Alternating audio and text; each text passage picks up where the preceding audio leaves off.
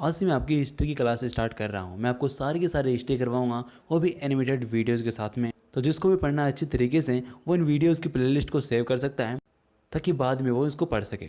अब इन वीडियोज़ की खास बात क्या है कि ये वीडियोज़ जो हैं ये एनिमेटेड वीडियोज़ हैं, यानी कि इनमें एनिमेशन के थ्रू मैंने समझाने की कोशिश की है। इसके अलावा इनके अंदर मैं आप इंपॉर्टेंट क्वेश्चंस बताऊंगा जो कि आपके एग्जाम के अंदर ज़्यादातर पूछे जाते हैं। क्योंकि यदि आप RS IS जैसी एग्जाम की प्रिपरेशन कर रहे होते हो तो बात अलग है, आपको बहुत ही ज़्यादा डीपली पढ़ना पड़ता है। लेकिन यदि आप यहाँ पे प्रिपरेशन कर रहे हो कोई बैंक लेवल, SSC, रेलवे या फिर किसी डिफेंस की एग्ज़ाम की, तो उसके अंदर आपको जीके का बहुत ज़्यादा डीपली लेवल नहीं पढ़ना होता, आपको बेसिक पोर्शन पढ़ना होता है। तो वही मैं आपको स्टार्ट कर रहा हूँ। तो सबसे पहले हम हिस्ट्री को स्टार्ट करेंगे। उसके अंदर मैं हिस्ट्री को 3 पार्ट के अंदर पढ़ाने वाला हूँ। पहला प्राचीन भारत, सेकंड मध्यकालीन भारत और तीसरा होगा आधुनिक भारत। प्राचीन भारत की बात करें तो प्राचीन भारत के अंदर मैं आपको 4 टॉपिक में कवर करवाने वाला हूँ। पहला है वेद, सेकंड है हमारी सिंधु घाटी सभ्यता, तीसरा है हमारी वैदिक सभ्यता और चौथा है हमारा महाजनपदों का उदय। तो सबसे पहले बात करते हैं वेद की। भारत का सर्व प्राचीन जो धर्म ग्रंथ है, यानी कि सबसे प्राचीन धर्म ग्रंथ है, वो है वेद। इसके जो संकलन करता है, रचयिता है, वो महर्षि कृष्ण देवपायन वेदव्यास को माना जाता है। वेदों के 4 प्रकार हैं: ऋग्वेद, यजुर्वेद, सामवेद और अथर्ववेद। इन चारों वेदों को संहिता कहा जाता है।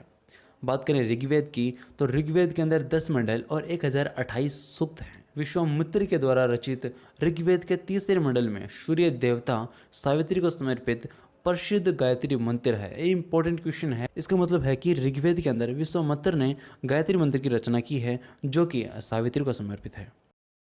ऋग्वेद के अंदर समाज को 4 वर्णों में विभाजित किया गया है: ब्राह्मण, क्षत्रिय, वैश्य और शूद्र। यानी कि ब्राह्मणों की उत्पत्ति है वो मुख से, क्षत्रिय की भुजाओं से, वैश्य के जंघाओं से और शूद्र के चरणों से हुई है इन वेद के अनुसार।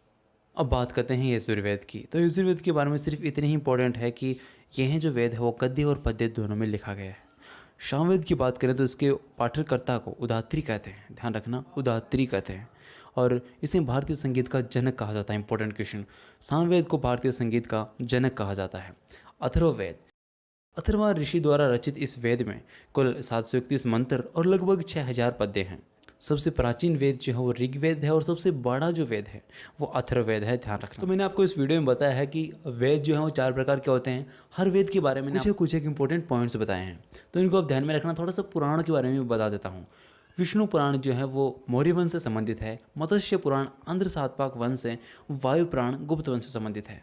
इंपॉर्टेंट पॉइंट, पुराणों में मत्स्य पुराण सबसे प्राचीन पुराण है। ध्यान रखिएगा इस बात को। आगे हम बात करते हैं बहुत ही अच्छा टॉपिक और बहुत ही खूबसूरत टॉपिक जो कि एग्जाम के अंदर पूछा जाता है, जिसका नाम है सिंधु घाटी सभ्यता। सिंधु घाटी सभ्यता की बात करें तो इसकी खोज राय बहादुर दयाराम साहनी ने की थी। इसकी सभ्यता के मुख्य निवासी दरमिन एवं भूमध्य सागरीय थे। स्वतंत्रता प्राप्ति के बाद हड़प्पा संस्कृति के सर्वाधिक स्थल गुजरात में खोजे गए। लोथल व सूतकोद तो सिंधु घाटी सभ्यता का बंदरगाह था। जुते हुए जो खेत है और नकाशीदार ईंटों का प्रयोग, इनका जो साक्ष्य है वो कालीबंगा से मिला है। देखो, एक क्वेश्चन पूछा जाता है कि किसका साक्ष्य कहाँ से मिला है। जुते हुए खेत और नकाशीदार ईंटों का साक्ष्य कालीबंगन से मिला है। और स्नानागार जो कि सबसे बड़ी इमारत है, याद रखिएगा, स्नानागार सिंधु घाटी सभ्यता की सबसे बड़ी इमारत है और ये मोहनजोदड़ो से प्राप्त हुए हैं। अग्निकुंड, लोथल और कालीबंगा से प्राप्त हुए हैं और मोहनजोदड़ो से नर्तकी की कांस्य की मूर्ति प्राप्त हुई है। ध्यान रखिएगा। मन के बनाने का कारखाना लोथल और चनहौदड़ों से मिला है। और सिंधु घाटी सभ्यता के लिपि से संबंधित क्वेश्चन पूछा जाता है कई बार। तो सिंधु घाटी सभ्यता के लिपि भाव चात्रात्मक है और इसकी खास बात देखिए, ये लिपि जो है वो दाईं से बाईं ओर लिखी जाती है। एक्चुअली हम लिखते हैं बाईं से दाईं ओर और ये लिपि लिखी जाती है दाईं से बाईं ओर। इसकी फसल की बात करें तो गेहूं और जौ इनकी मुख्य फसलें थी। मिठास के लिए शहद का उपयोग करते थे और चावल का जो पहला साक्ष्य है वो लोथल से प्राप्त हुआ था। हड़प्पा संस्कृति का शासन वणिक वर्ग के हाथों में था। सिंधु घाटी सभ्यता के लोग जो हों तलवार से कतई परिचित नहीं थे। पर्दा प्रथा और वेश्यावृत्ति सिंधु सभ्यता में प्रचलित थी। आग में पकी हुई कीटों को टेराकोटा कहा जाता था। और काली बंगन का अर्थ यदि आपसे पूछे तो काली बंगन का अर्थ है काले रंग की चूड़ियाँ। अब बात करते हैं कि कौन सा स्थल किस नदी के किनारे बसा है और इसके उत्खननकर्ता कौन थे। तो हड़प्पा जो स्थल है वो रावी नदी के किनारे बसा है और दयाराम साहनी और माधव स्वरूप वत्स ने इसकी खोज करी थी। मोहनजोदड़ो सिंधु नदी के किनारे रखादास बनर्जी ने खोज की थी।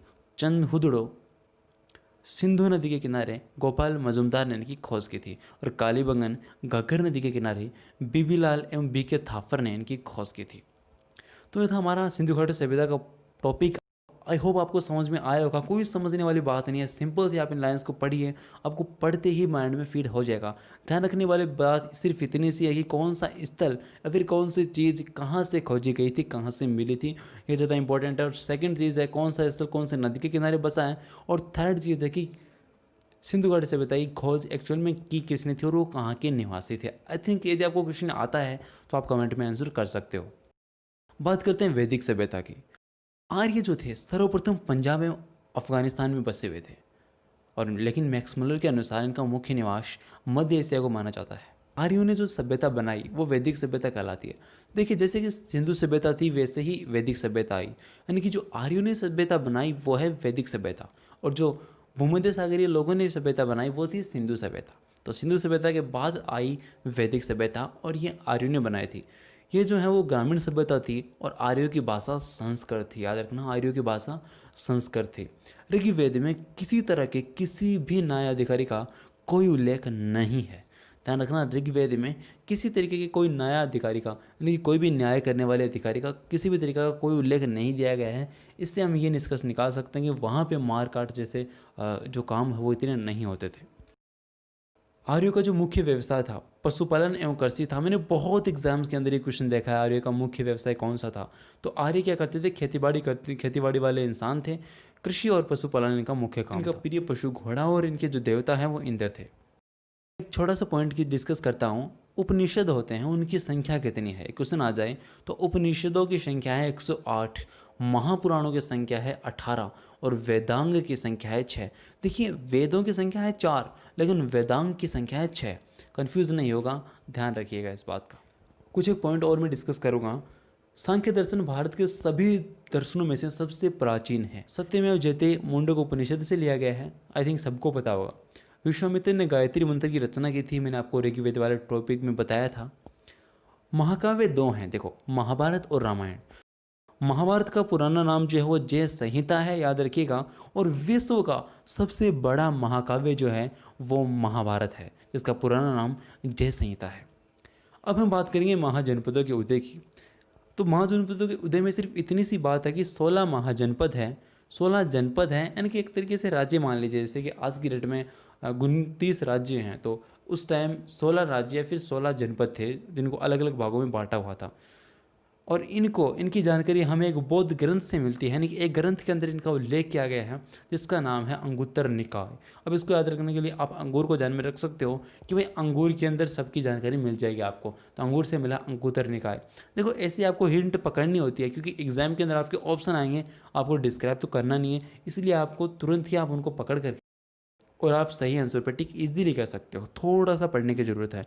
इसमें इंपॉर्टेंट टॉपिक ये है कि मगध जो था वो कौन सा 16 महाजनपद है, उनमें से इंपॉर्टेंट है मगध और अवंती। मगध महाजनपद की राजधानी थी गिरिब्रज या फिर राजगृह भी कहते थे इसको, और अवंती जो था उसकी राजधानी थी उज्जैन, और माहिष्मति भी इसको कहते थे। हाँ वही बाहुबली के अंदर आपने माहिष्मति सुना है, वही माहिष्मति। तो आई थिंक ये टॉपिक आपको अच्छा लगा होगा, बहुत बढ़िया लगा होगा। तो वीडियो को लाइक कर दीजिएगा यार, क्योंकि वीडियो को बनाने में काफ़ी ज़्यादा मेहनत लगती है। आई थिंक यदि मज़ा आया तो ही लाइक कीजिएगा, लेकिन यदि मज़ा नहीं आया है तो आप कमेंट कीजिएगा कि किस वजह से आपको कौन सी चीज़ अच्छी नहीं लगी, फिर कौन सा टॉपिक आपको अच्छा नहीं लगा, पसंद नहीं आया या फिर समझ में नहीं आया। मैं उसका जवाब आपको ज़रूर दूंगा। और चैनल को सब्सक्राइब कर लीजिएगा, क्योंकि सारी की सारी हिस्ट्री की वीडियोज़ मैं इस चैनल पर डालने वाला हूँ। और जब तक आप शायद ये वीडियो देख रहे होगे तब तक शायद ये वीडियोज़ डल चुकी होगी।